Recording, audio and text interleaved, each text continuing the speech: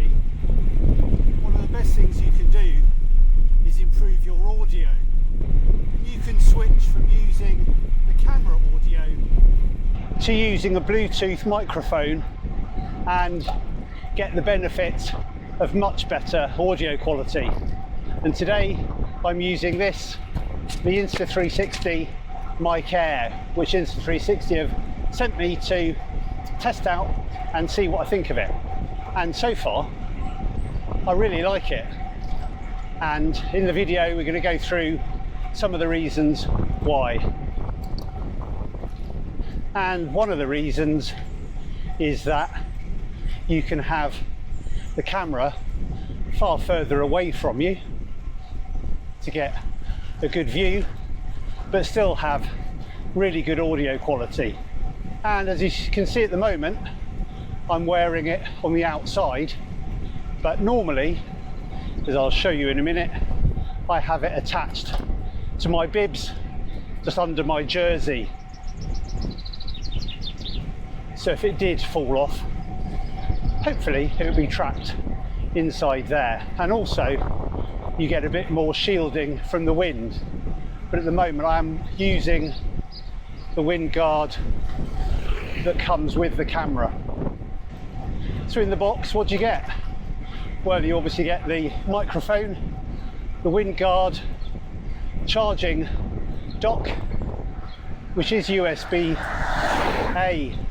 as opposed to C, but that hasn't made much difference to me. I've got an adapter for a USB-C, so I've just used that. You also get a pendant if you want to use it around your neck, like if you're walking or something like that. You get a magnetic mount like I'm using here, and you also get a magnetic pinch mount which you can mount to collars or things like that. In my case, my bibs and my shorts.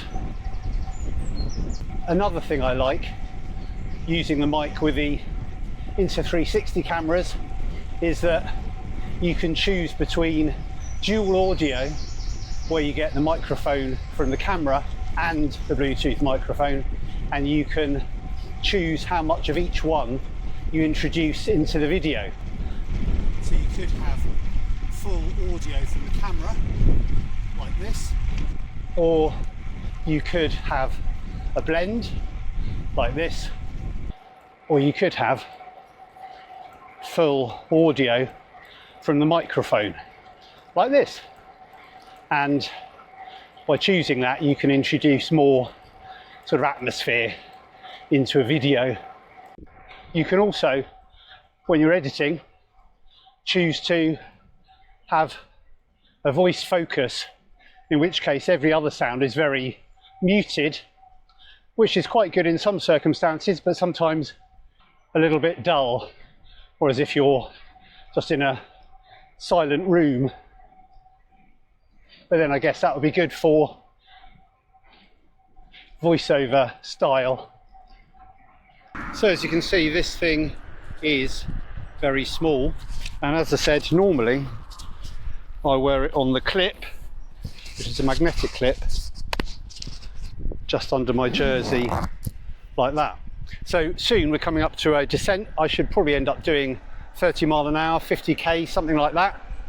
So it'll be a good test of how good the sound is in wind.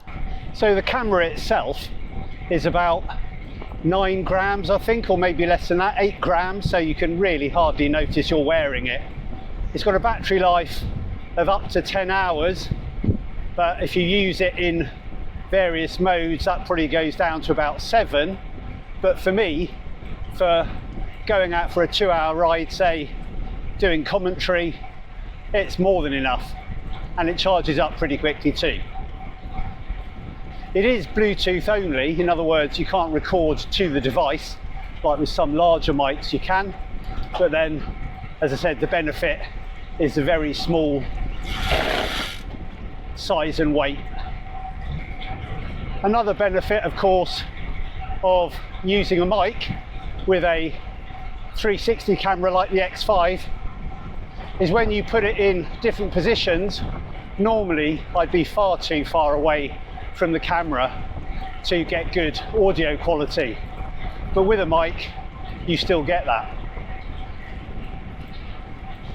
And you can even leave your camera in a spot and be walking up to it from 20 feet away, something like that, in Bluetooth range, and you can still be heard quite clearly.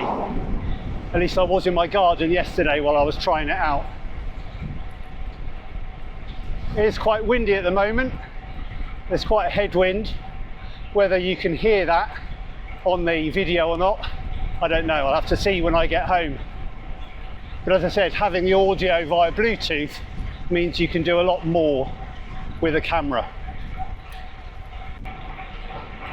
If you are finding this content useful, one of the best things you could do to help the channel is keep watching it to the end, so YouTube and the algorithm know to send it out to more people. So what do you think of the audio quality so far? Don't forget to drop that in the comments below. So as I said, we're coming to a fairly fast descent here.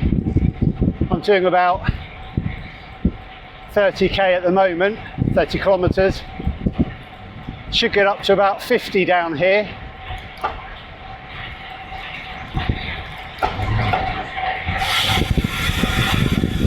So that's 40 kilometers an hour.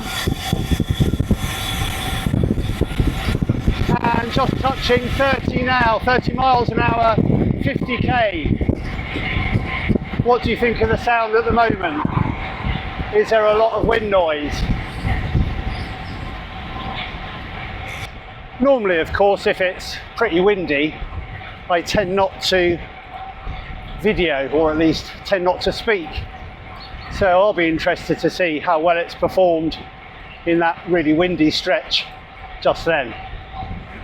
And we always get a bit of a crosswind across here, and again, be interesting to see how it performs. As I said, I've only had it a day or two, so maybe in the future I'll experiment with putting the mic in different positions. Often I have it up here just on my neck. And another thing you can do is, if you've got an AcePro 2, you can link it to that too, so it's not just for the X5. So I'm going to link it to this, and then we'll see how that sounds on the AcePro 2, and some footage just going down here. So this is using the AcePro 2, and we've got a bit of a tailwind and a lovely smooth road, so we should be able to get up to a reasonable speed. And as I said, the AcePro 2 works well with the air mic. You can use the air mic as well to start up the camera. Once it's been linked, you just turn on the air mic and it'll start up the camera automatically, and eventually it should link to the camera so the mic's ready to go. And the Mic Air retails at about £50, £49.99 I think it is. That's pretty similar in euros and dollars. So it's a pretty reasonable price for a quality microphone.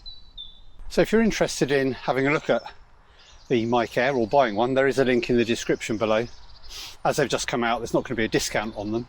But Insta360 are having their summer sales from May the 29th, I think it is. So if you're interested in any other products, cameras, things like that, check out Insta360 for those sales. Hope you found the video useful. If you did, don't forget to click that like button, and until next time, bye for now.